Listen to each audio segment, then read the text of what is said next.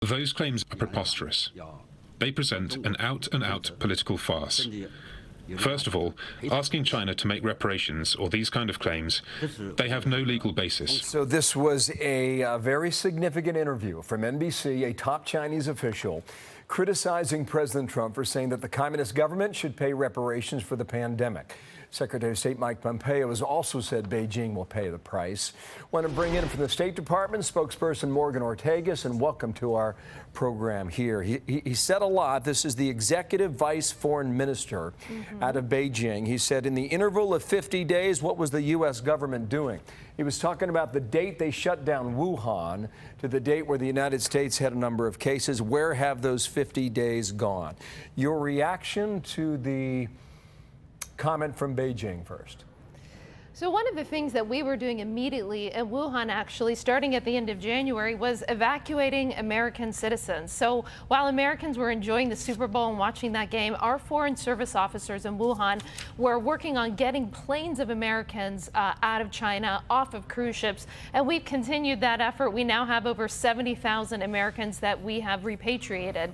Secretary Pompeo said something this morning that I think is really key as it relates to a lot of the disinformation that Chinese Communist Party officials are saying lately, and that is Secretary Pompeo said that disinformation creates risk. Because while there's noise in this space, what the Chinese Communist Party is doing is diverting the world's attention from the fact that we still don't have credible scientists, credible doctors, credible investigators that can go into Wuhan, into the labs, into these wet markets, into any place where this virus may have emanated from. And so if China wants to be a partner, if they want to be transparent, they can simply start by giving us the correct data and by opening up the country, not just to the United States, but to the world, to credible doctors from around the world. Have you made that request to Beijing?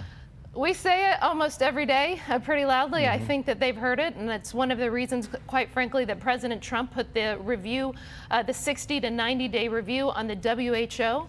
We're in the middle of that review process right now, and the most fundamental important thing, Bill, that we have to solve, that the world has to solve, is how do we stop a pandemic of this scale from ever happening again?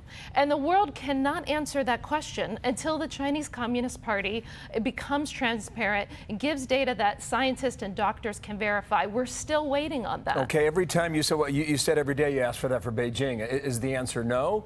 Or is it a muted response? Do you get an answer, Morgan, I guess is the question. No, directly. We get a lot of disinformation, Bill, that you see from Chinese Communist Party officials. To the best of our knowledge, we still don't have those live, the world still does not have those live virus samples. In the meantime, you've got the foreign ministry spokeswoman who said Pompeo on Fox again, accusing China of a cover-up. Stop playing the political game, better save energy on saving lives. What is the nature of the relationship? What is the strain on the relationship between Beijing and Washington today? How would you characterize that? Well, Secretary Pompeo and President Trump speak truth to the Chinese Communist Party, and sometimes that's uncomfortable for people to hear. Listen, we're willing to work with the Chinese government in the spirit of transparency and openness, because our countries do have to solve this pandemic together. And that's why we keep publicly pressuring and calling for openness and transparency for this data. Listen, in diplomacy, there are areas of the world in which that the United States and China, our interests converge, and then there's areas where they don't. What President Trump has called for since the beginning of his presidency is reciprocity in this relationship. He's called for fair and free trade. So he's not asking for anything of China that he's not asking for the rest of the world, and that is an equal relationship, whether it comes to trade, IP theft, or the beginning of the coronavirus. I've got to get to another topic here, but you were saying that the Chinese government has not yet shared a sample of the live virus. Is that correct? To the best of our knowledge. Did I hear that? Because I thought the DNA was shared with doctors in England back in January. Is that true, or is that not true? Well, I did not major in biology, so I'm going to let the scientists speak to that. But to the best of our knowledge at the State Department, those early live virus samples have not been shared. Okay. World Health Organization, the leader said earlier today, from the beginning, the World Health Organization acted quickly and decisively to warn the world. We sounded the alarm early, and we sounded it often. Is that true or not? Today. Well, if that was true, then we wouldn't be going through this review process that President Trump has instituted. Is the World Health Organization lying? I think think that's a little strong. We're conducting this review process because we want to be good stewards of the American taxpayers' money that's given to the WHO. We do know that there has been a number of missteps at the beginning of this process, and so we are on a review period to see, can the WHO reform? Can they become more transparent in a way that will help us solve this pandemic? The American taxpayer is the most generous person or entity on the planet. We have given over $140 billion in just the past 2 decades alone to global public health.